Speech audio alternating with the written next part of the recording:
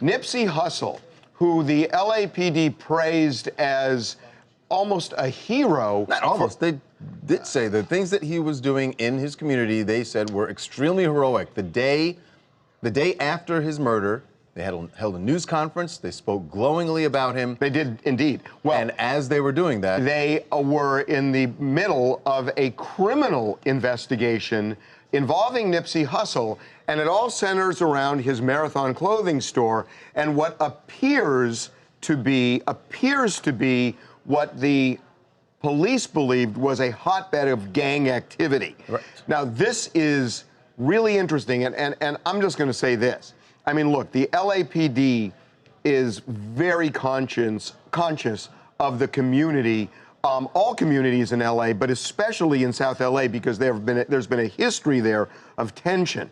And, you know, I think what they're trying to do now is, you know, they didn't want this out, for sure. And the New York Times first found out about this, but we've confirmed that there was this investigation going on, not just with Nipsey, but his business associates as well. Now, I can't get a complete answer about what it was that they felt he was doing that was criminal.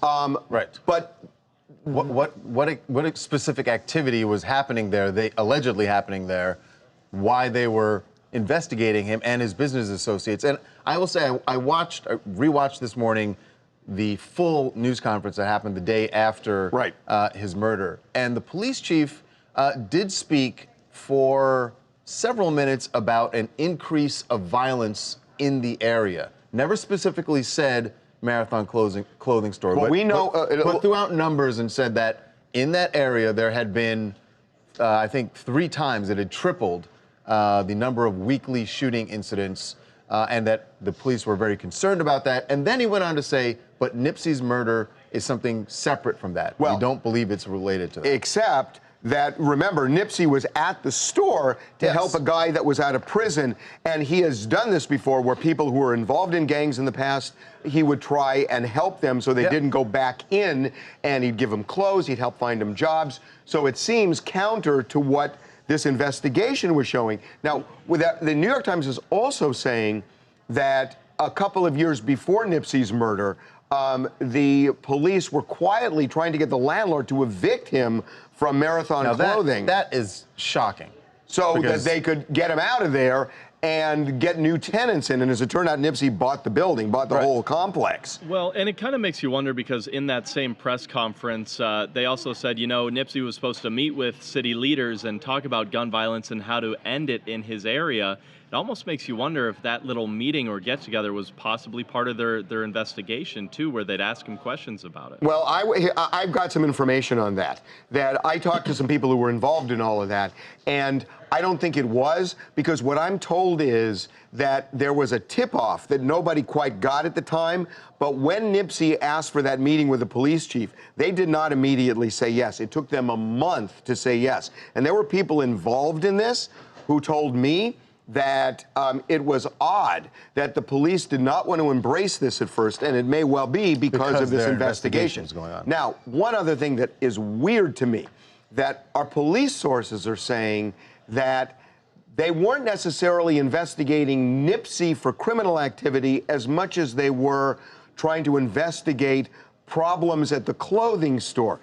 That doesn't make sense to me, because according to the New York Times article and what I was told earlier today, Nipsey was a target of this criminal investigation. Prosecution, if you're looking at the clothing store, you don't say the owner of the clothing store is under criminal investigation. Harvey, I spoke to somebody also on this, and what they're saying is that whole shopping plaza has a lot of calls and a lot of crime, and they all accumulate, and that's kind of where it is. All those things add up into something that they're working on. So the question, though, because there's something coming out of LAPD that this was not really Nipsey, it was more the clothing store. It's more that whole complex, that whole thing. It's not just the complex. It's all the calls for service there, the gang activity there. It's accumulation of everything that's kind of adding up into something is what the city attorney is working and other people are working on currently. But I'm told something slightly different, that well, not slightly, I'm told that this really was an investigation involving Nipsey.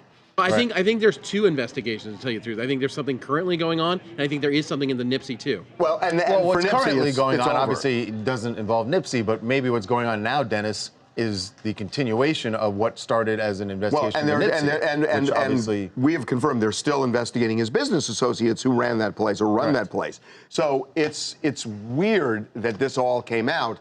And look, I mean, you know, I understand why the LAPD didn't want to say that. Nipsey, you're right. But they don't want out that they've been investigating him. There They were investigating him, obviously.